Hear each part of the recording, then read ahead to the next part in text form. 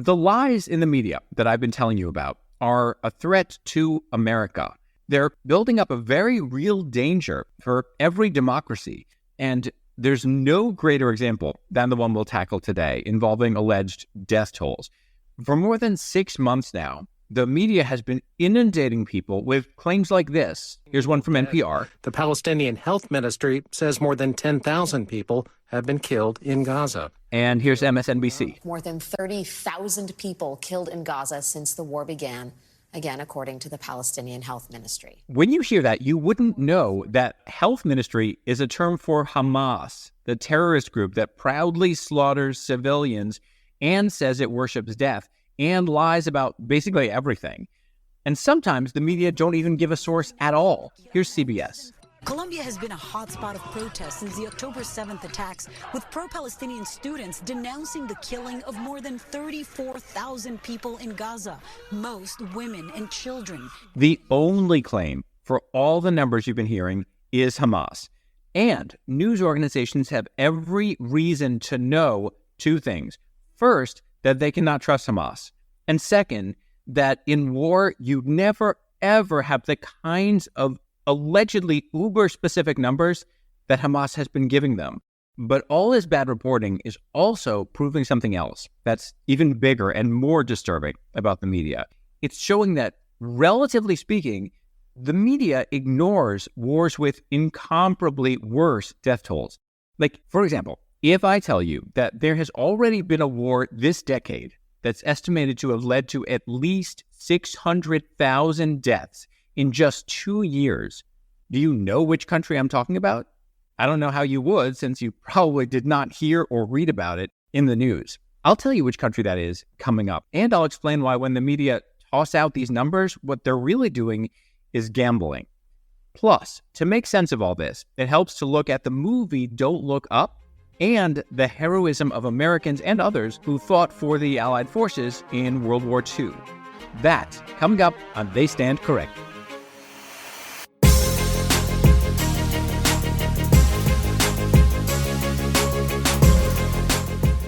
Hello and welcome. I'm Josh Levs, and this is They Stand Corrected, the podcast fact-checking the media. I spent 20 years in the media at NPR and CNN. I became a fact-checker on air and online, largely because I can't stand how many lies are published and aired by news organizations. Now I've launched this independent show to fix the problem from the outside. You can learn more at the links in the show notes, and you can follow the newsletter, which is packed with links and proof and images and a lot more. That's also where you can support the show. Making They Stand Corrected work will take your support. So if you can become a paid subscriber for just a few bucks a month, that will be amazing. You'll see the link in the notes. This is the 4th episode, and for this first series of episodes, it helps to hear them in order.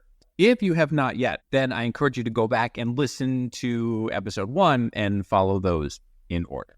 This is the first episode that I'm recording after we launched the show publicly, and I can tell you I'm already amazed and overwhelmed by the responses we're getting, by the support. Thank you so much.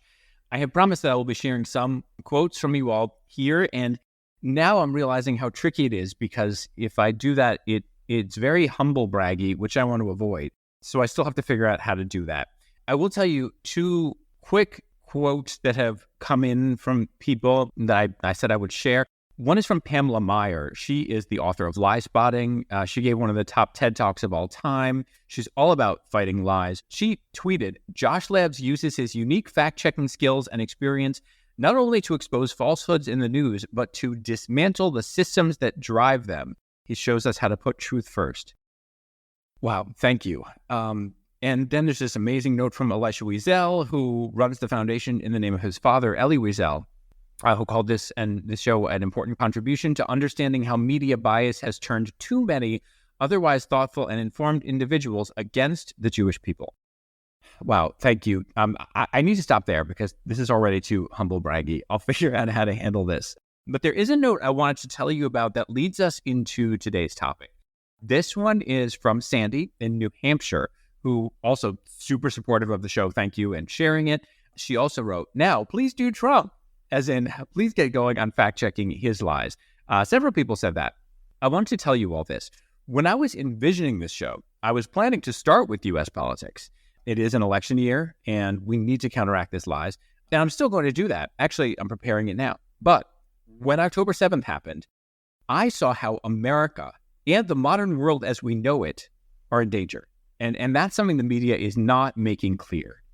Let me ask you something. When I say the year 1941, what's the first thing that comes to mind? Maybe nothing, but if you follow history, then probably Pearl Harbor and America's entry into World War II.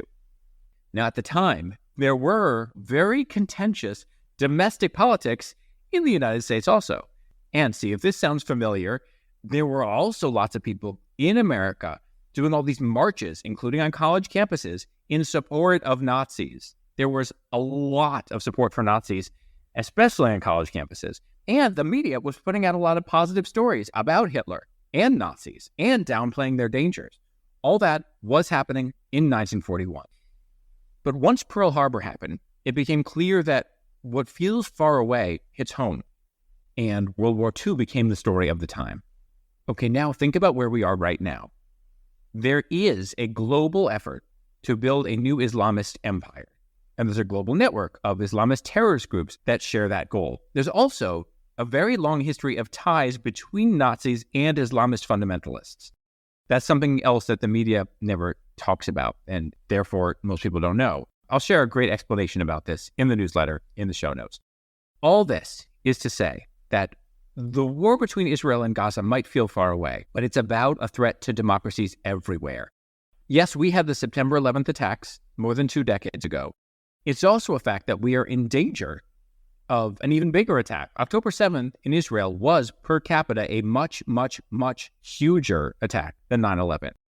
As I record this today, there are these crazy young people on college campuses who are violent and dangerous and shouting their support for Islamist terrorist groups like Hamas and their support for global jihad. This inspires jihadist groups all over the world to launch attacks. It helps them. And U.S. troops in the Middle East have already been facing attacks recently.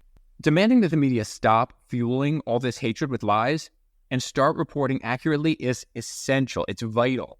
And that includes telling the truth about death tolls, because the media is running wild with claims like this. The war in Gaza has killed more than 25,000 Palestinians. That's according to the Gaza Health Ministry. That's Hamas.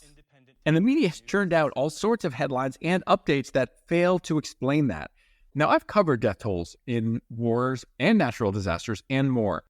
In preparation for this episode, I've been checking whether I've ever seen the media blow it this badly in presenting terrorist claims as though they're trustworthy and factual. I haven't found any examples of this.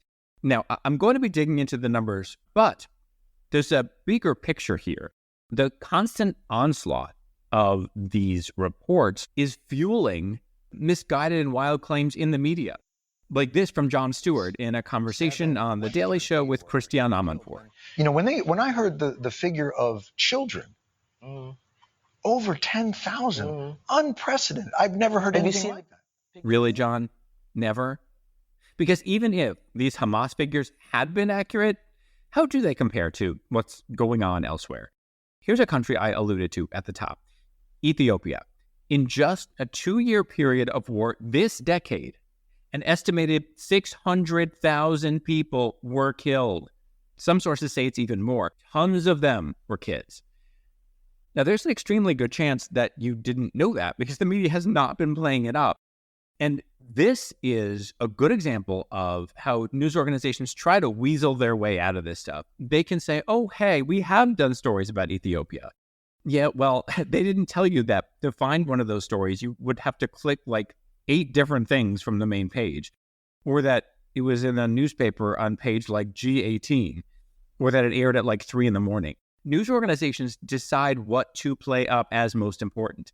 And as I explained in a previous episode, they are strategically designed to try to appeal to people who are radicalized against Israel. So they give this inordinate attention and use the Hamas claims.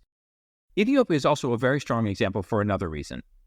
When people, including in the media, fixate on Israel, they sometimes try to justify it by saying, oh, yeah, well, America gives Israel money, so we should fixate on it. Do you know what other countries America gives money to? Actually, people don't know because that never gets media attention either. But in the latest figures available, you can see that it was Ukraine got the most by far, then Israel, and guess which nation is next on the list? Ethiopia. Do you think the media pay a proportional amount of attention to Ethiopia based on how much money America gives to Ethiopia? Of course not, because they don't care. So the money argument just falls flat on its face as soon as you do the math. And the overwhelming majority of the money that America gives to Israel is actually spent right here in the United States building jobs. Anyway, Ethiopia is just one example. How about Syria? Estimates there say 600,000 people have been killed in the war, including in 1 year, more than 100,000 people. And neither of these places, Ethiopia, Syria, just to use two examples, neither of them is the story of a democracy responding to an evil terrorist attack, which is what Israel is doing. Gaza could end this war at any time by returning the hostages and disarming the terrorist groups and taking on a non-terrorist government. But they're not doing that, partly because the media is making clear that they don't have to. Hamas loves being portrayed as victims instead of what they are, which is terrorist aggressors.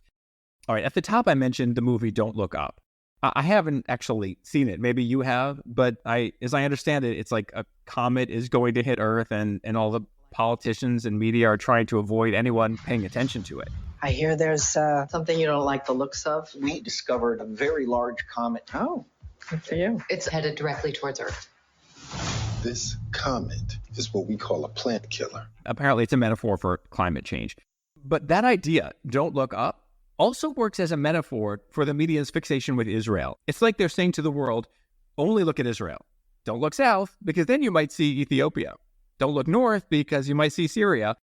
And for that matter, don't look east or west either, because by one count, there are currently 110 armed conflicts worldwide. And of course, you would not know that from the media, which makes it seem like there's pretty much just this one. And then maybe they'll still mention Ukraine and then immediately circle right back to whatever Hamas wants them to say that day about Israel. Now, with all that in mind, think about these pro-Hamas rallies that are taking place. The people at these rallies don't care about civilians killed in wars. If they did, they would be talking about all these other places. They might as well be holding giant signs that say, if we can't blame Israel, we don't care about you. They should hire planes to write that in skywriting. But notice something. The media doesn't ever ask them about this. Have you seen any coverage in which reporters stop and ask them, hey, what about these other places? Of course not. That would be context. All right, now, what is the deal with the death toll figures that we've been hearing in this war? What do we know? That plus the heroism of World War II veterans and those who gave their lives in that war coming up.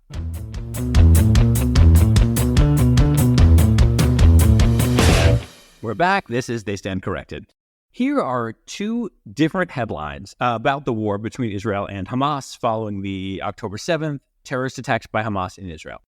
One headline says this: Gaza civilians under Israeli barrage killed at historic pace.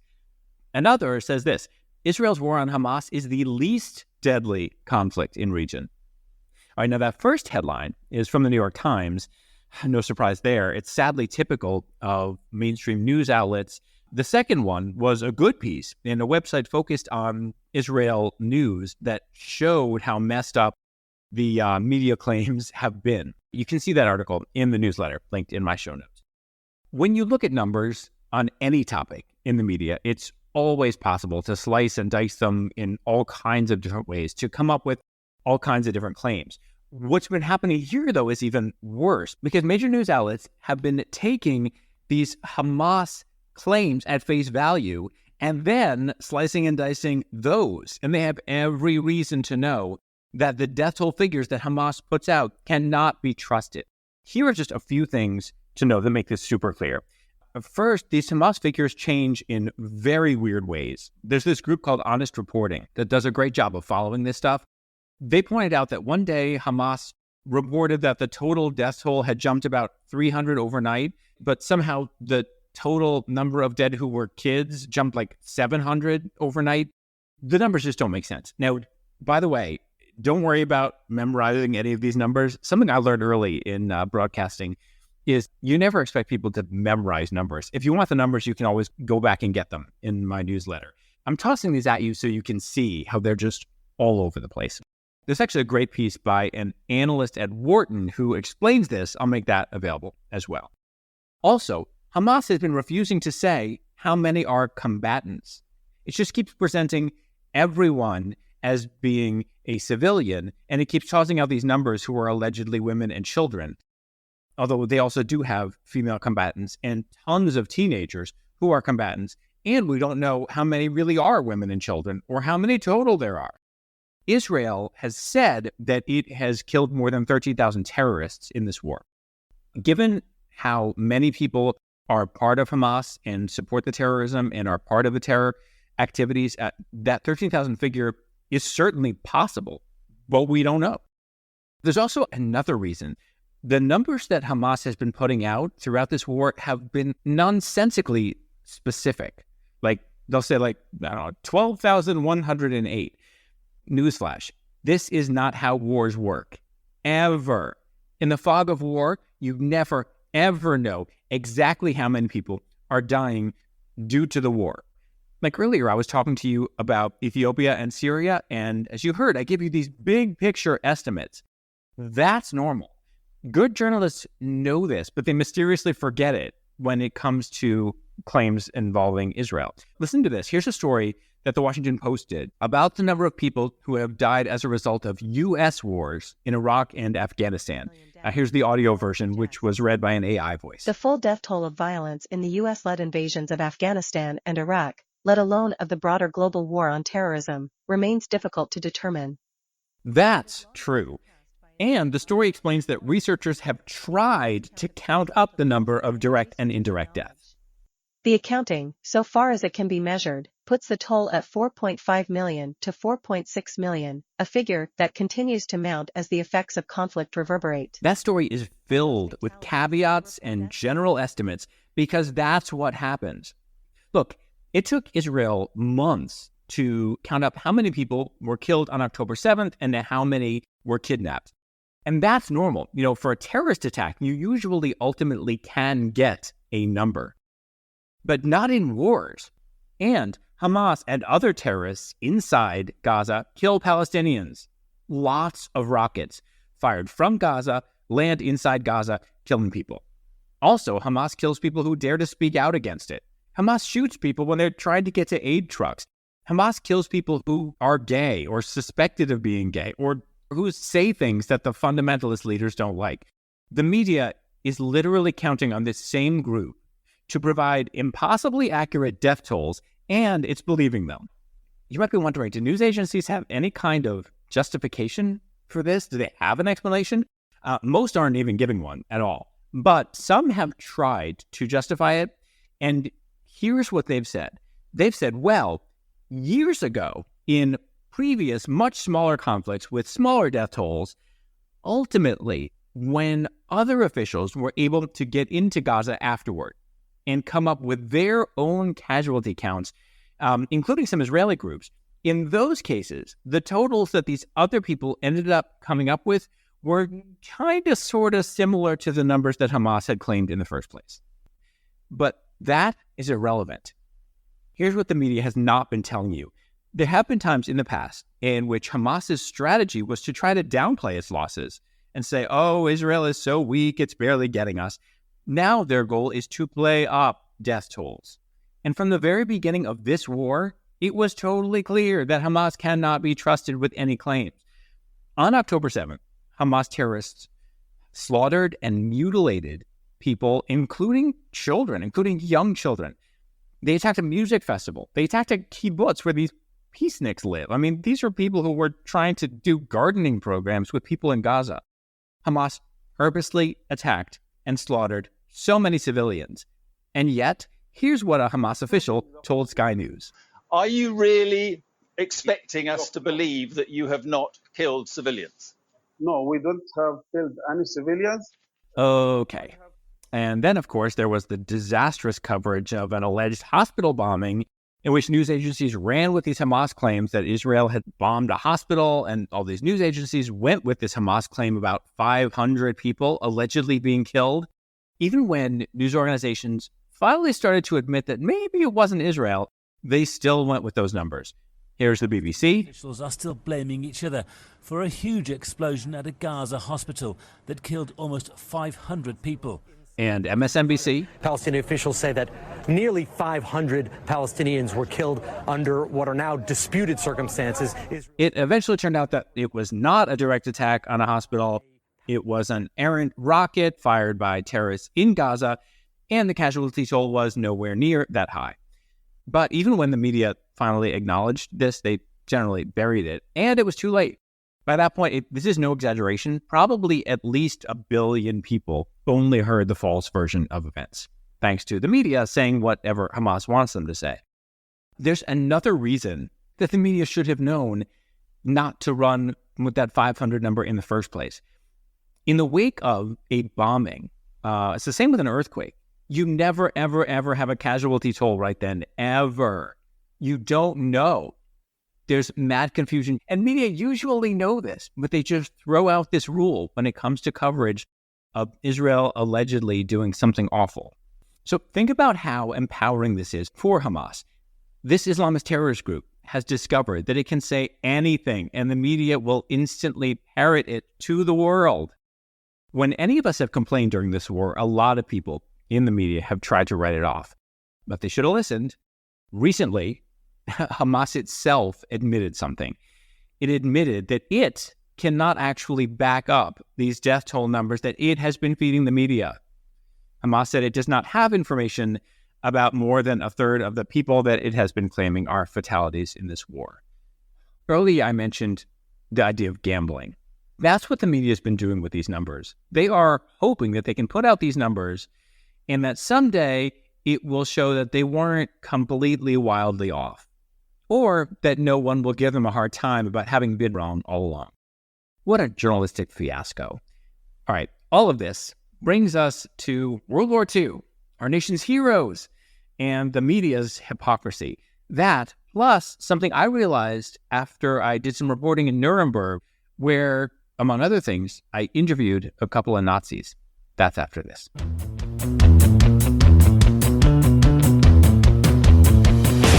I want to talk now about the people who fought for the Allied forces against the Nazis in World War II.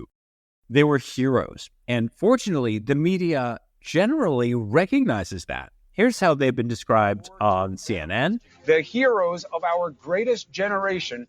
And ABC. And on this Veterans Day, the World War II heroes about to sing a song you won't forget.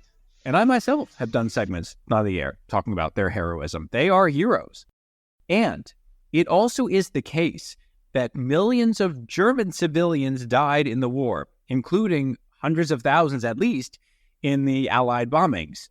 When you bring this up these days, some people say, well, war has changed. And they're right. That is a good thing. It's a crucial thing that war has changed.